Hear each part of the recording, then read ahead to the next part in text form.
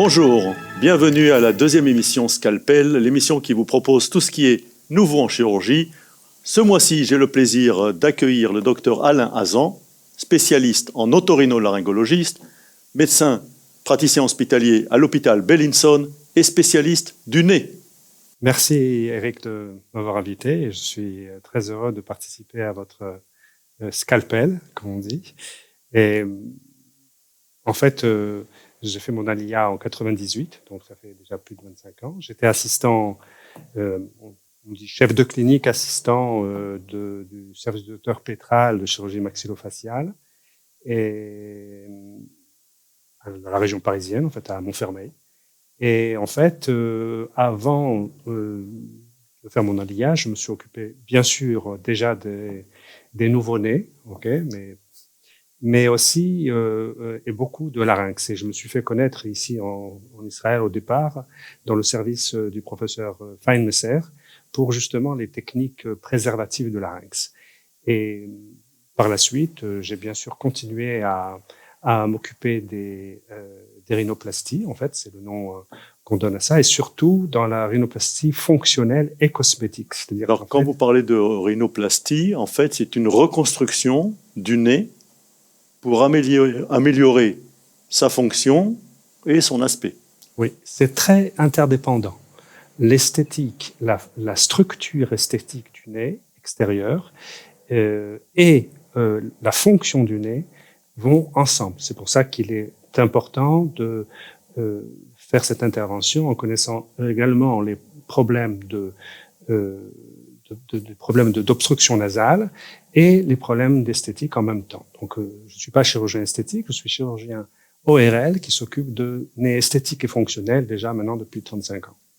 Alors, quand est-ce qu'on vient vous voir? Ma femme me dit que je ronfle, moi je me réveille avec le nez bouché. Quelles sont les raisons en fait qui mènent à vous? Alors, en ce qui concerne les ronflements, ce n'est que indirectement que le nez est responsable de quelque chose, c'est-à-dire qu'on ne traite pas le ronflement par une intervention sur le nez. Par contre, c'est très souvent la première étape et aussi pour permettre à la personne d'utiliser ce qu'on appelle la CPAP, c'est-à-dire le masque qui guérit à 100% les apnées du sommeil. Mais si le nez est bouché, c'est extrêmement gênant. Et donc, pas à la place de la CPAP, mais on peut faire l'intervention sur le nez pour améliorer ou pour donner au patient la possibilité de l'utiliser plus facilement. Par contre, le nez bouché, c'est en fait la principale pathologie que vous voyez. La principale pathologie que je vois, c'est le nez bouché, et c'est justement le problème. C'est quelque chose de très, très, très. On va dire que c'est un symptôme qui angoisse les gens. Donc, c'est effectivement très important, non seulement de respirer, mais aussi de sentir qu'on respire.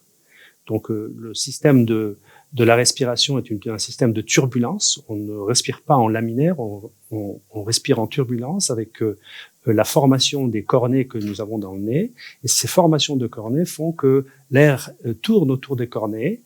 Nous, on a cette impression excessivement jouissive de respirer, c'est important, mais aussi sa fonction, puisque quand ça arrive dans l'alvéole pulmonaire, l'air est déjà filtré par les petits poils des cornets, déjà sous forme d'humidité comme ça parce qu'il y a des sécrétions, et aussi à 37 degrés, même si vous êtes à Moscou à moins 50, ça arrive dans l'alvéole pulmonaire pour faire l'osmose parfaitement grâce à la fonction du nez. Donc c'est quand même important. Alors quelles sont les raisons en fait où le nez soit bouché jusqu'à que ça empêche de façon grave la respiration? Quelles sont les pathologies qui mènent à ce nez? Bon, alors, mis à part des pathologies ou des maladies, comme des polyposes ou ce genre de choses qui nécessitent une autre intervention que celle vraiment de la structure du nez, de la cloison ou de sa forme, ça, c'est des interventions sous endoscopie qui sont pour libérer justement cette maladie. Mis à part ces maladies, il y a la déviation de la cloison qui est en fait la plus classique, et c'est en général tout le monde pense que c'est traumatique, mais en fait, très très souvent, ça n'est pas traumatique, c'est justement une déformation dans le développement de la face. C'est très souvent associé à ce qu'on appelle un C-shaped deformity of the face, c'est-à-dire que la personne a une asymétrie de la face, une asymétrie du palais. Très très souvent, les problèmes sont aussi en rapport avec le palais. Quand le palais est en high haircut, c'est-à-dire qu'il est de cette forme-là, eh bien, la respiration est moins importante et ça a une influence sur la respiration. Donc, maintenant, les enfants de 8-9 ans, on leur met un petit appareil qui élargit le palais de façon à ce qu'ils aient moins de problèmes des fosses nasales. Alors ça, c'est la cloison et les cornets, évidemment l'allergie, puisque les gens allergiques ont une muqueuse très très épaisse et donc très volumineuse qui couvre la totalité de l'espace nasal. Ça, c'est le côté intérieur. Le côté extérieur, ce sont les valves. C'est-à-dire qu'en fait, il faut imaginer un nez comme un triangle avec une cloison, donc c'est le classique, et puis dans les angles, ce sont les valves. Et ces valves-là dépendent de la forme. Plus un nez sera en ce qu'on appelle un tension nose, c'est-à-dire un nez très très avec une hauteur très importante, sans même qu'il soit tordu, eh bien la valve est fermée. Et à chaque fois qu'on respire, puisque quand on respire, les poumons nous donnent une respiration en pression négative. Donc forcément, et il y a tout ce qui est cartilagineux se déplace et ferme un petit peu le nez. Mais si déjà la valve est déjà fermée, alors la personne, même si on fait ce qu'on appelle un empty nose, c'est-à-dire qu'on enlève tout dans le nez, eh bien, la personne aura l'impression de rien, de ne pas respirer du tout, parce que la valve est fermée. D'accord. Donc, en fait, on a parlé de la pathologie. Quelles sont les techniques opératoires que vous offrez et quelles sont les possibilités qui existent donc en Israël, à l'hôpital? Et vous opérez également à Herzliya Medical Center, à part à l'hôpital Bellinson. Quelles sont les techniques opératoires que vous pouvez proposer? Alors, c'est vrai que ces dernières années, c'est quand même il y a une certaine révolution. Alors, la révolution s'est faite par la France, et on en est tous très contents. Et d'ailleurs, quand j'ai fait mon aliyah, j'étais aussi très très heureux d'amener les techniques françaises, parce que le problème en France, c'est que on n'exporte pas suffisamment. Ici en Israël, le fellowship de 3 ans, 4 ans aux États-Unis, au Canada, enrichit énormément nos internes, puisqu'ils reviennent vraiment complètement transformés. Mais en France, comme on dit, on a des idées, mais les idées ne sont pas très exportées. Donc, quand on en a une ici en Israël, elles sont pas connues. D'accord? Et donc, il n'y a pas encore beaucoup de personnes qui font ces techniques dont je vais vous parler en Israël. C'est ce qu'on appelle la préservation rhinoplastie. C'est le docteur Yves Seblanc, qui est à Nice, et qui a remis en place quelque chose qui date de 1898. Alors, essayez d'imaginer qu'en fait, la médecine, c'est un remake, et donc 120 ans après, il remet en place, en 2018, il remet en place une technique qui en fait a eu une sorte de concurrence, 2 articles en 1898, Joseph et Goudal. Joseph, c'est la classique qu'on a fait pendant 120 ans, c'est-à-dire enlever la bosse, il y a une bosse, on l'enlève et puis c'est tout. Okay? Et Goudal qui a fait un article en disant non, on n'enlève pas, on fait rien ici, on touche simplement à cette partie-là de l'os et on fait un push-down, c'est-à-dire que le nez rentre à l'intérieur. Et c'est une technique très naturelle, une technique très fonctionnelle, puisqu'on n'enlève rien, c'est-à-dire sur la table, il n'y a rien. Et en fait, vous sculptez l'os. On sculpte l'os par l'intermédiaire des branches qui sont effectivement, on va directement plutôt au problème plutôt que dans la bosse directement. Et la bosse, en fait, c'est une articulation. Et donc, cette découverte de savoir que la bosse est une articulation fait que, quand on l'enfonce, en push-down, en let-down, eh bien, elle s'aplatit et elle disparaît d'une façon tout à fait naturelle. Et quand tu touches une arête nasale de quelqu'un qui a été opéré par cette technique, tu peux absolument pas deviner ni extérieurement qu'il a fait ça. Le problème est que Goudal, après avoir fait son article, eh bien, il a fait une thèse sur la biologie. Il est devenu biologique, et tu vois, c'est le destin des techniques.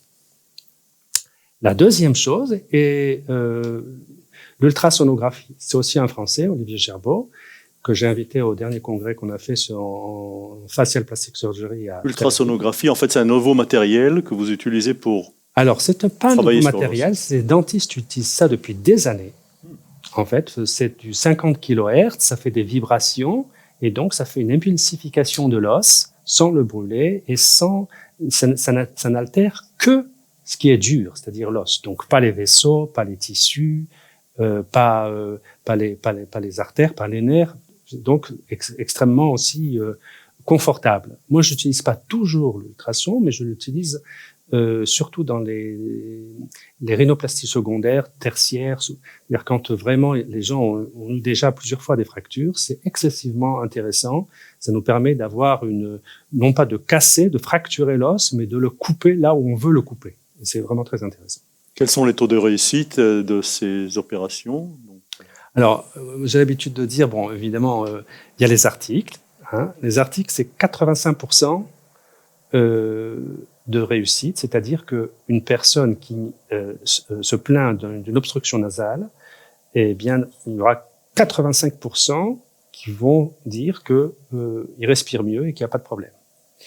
Le problème est dans les 15%. Dans les 15% qui restent, il va y avoir bien évidemment des erreurs, je veux dire la cloison qui est toujours pas bien mise, ou s'il a pris un coup, ou alors des problèmes d'allergie, ou des cornets encore volumineux, ça on peut les réparer. Mais il y a un pourcentage qui est très difficile à savoir, qui est en fait en rapport avec un besoin. Par exemple, quelqu'un qui vient me voir pour respirer mieux par le nez et qui prend de l'otrivine, tu sais ce que c'est l'otrivine? C'est un vasoconstricteur. Tout à fait, oui. En France, je crois que ça s'appelle le Derinox. Et donc, c'est une véritable drogue. Donc, je leur explique, même avant l'intervention. Ça, en fait, assèche la muqueuse. Ça rétracte les vaisseaux. La muqueuse, rétracte les vaisseaux. Donc puisque ça rétracte les vaisseaux, donc ça rétracte la muqueuse. Et j'explique de cette façon-là, si je respire très bien par le nez, mais si je prends de l'otrivine et que je mets de l'otrivine dans le nez, je respire 3 fois mieux que la normale, puisque je respirais bien. Et si ça me plaît, je continue. Et puis après, je vais voir le médecin, parce que ça va de moins en moins bien, c'est de moins en moins efficace. Je veux exactement la même chose. Et ça, personne ne peut. C'est une accoutumance, en fait, à une respiration qui est hyper normale. Qui est hyper normale, voilà. En fait, au-delà de la normale. Absolument. Tout à fait. Ouais. Donc, il y a d'autres accoutumances qui sont tout aussi dangereuses.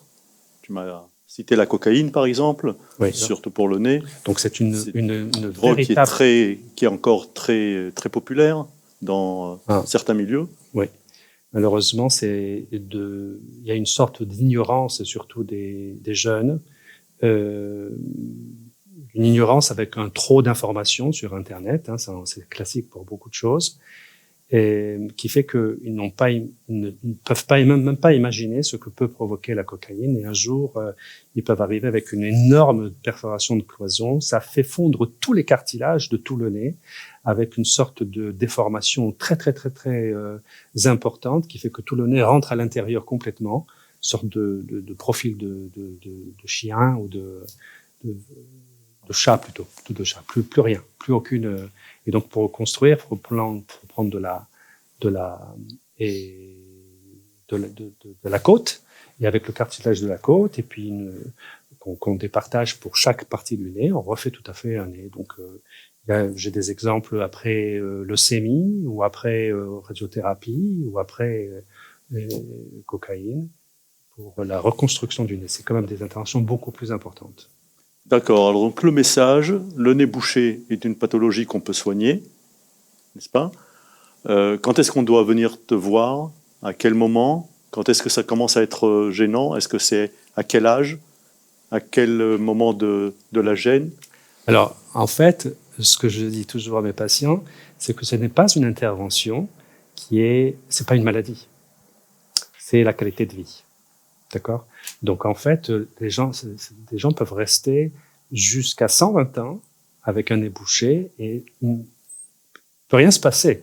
Il n'y a pas une pathologie qui est due à ça. Mais c'est la qualité de vie. Donc, quand quelqu'un a une qualité de vie, même si c'est récent depuis quelques mois, et que sa qualité de vie diminue parce qu'il est sans arrêt avec le nez bouché, c'est très, très, très désagréable, y compris pour dormir, sans sans parler des ronflements, simplement pour dormir avec la bouche ouverte et l'assèchement de la bouche, c'est très, très désagréable. Donc, c'est effectivement comme quand un patient va voir pour une chirurgie esthétique, eh ben, moi, je dis que c'est à peu près la même chose. Quand on a le nez bouché, si ça nous gêne, ben oui, on peut faire quelque chose. Et à propos d'un autre traitement où on a discuté, la coblation, la radiofréquence. Oui, alors donc là, pour ça, c'est plutôt plus vraiment complètement de la chirurgie, mais j'ai utilisé la radiofréquence dans les années 2000, 99-2000.